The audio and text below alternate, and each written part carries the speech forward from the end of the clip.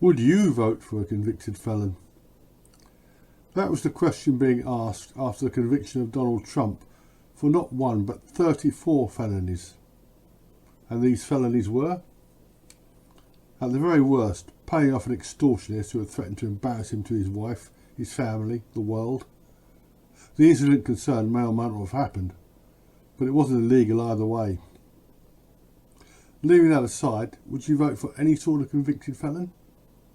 This photograph is of a badly burned 3-year-old girl. She was one of the victims of a bomb planted at a South African railway station in July 1964. Only one person was killed, a 77-year-old woman. The terrorist murderer was John Harris, who was hanged the following year, the only white man to be executed for terrorist crimes under the apartheid government. John Harris acted alone, but others had already planted bombs in South Africa. A month before this act of terrorism, a group of such terrorists had been convicted and sentenced to life imprisonment for a bombing campaign. One of those defendants at the Rivonia trial was Nelson Mandela. Here are a few examples of Mandela's handiwork.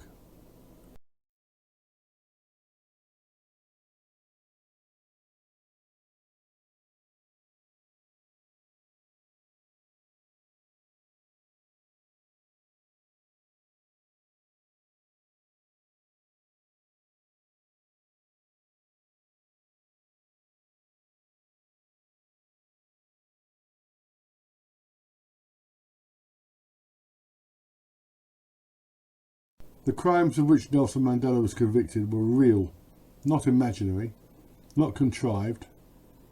Crimes of this nature have real human victims. People not only voted for Nelson Mandela, they made him president, and in 1993 he was awarded the Nobel Peace Prize. 3 years before that he was awarded a more appropriate honour, the Lenin Peace Prize. Nelson Mandela died nearly 11 years ago, and his legacy is such that many South African blacks are now talking about apartheid as the good old days. By the same token, the overwhelming majority of Americans realise the Trump era was the good old days. The people who don't want to see Donald Trump retake the White House, including those who have been trying to destroy him, are largely parasites who have been bleeding America dry.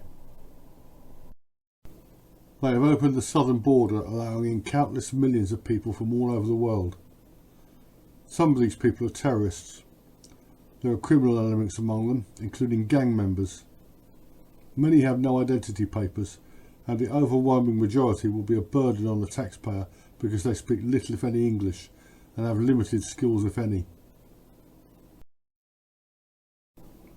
At the same time this is happening, billions of your tax dollars are being shipped abroad to fight foreign wars.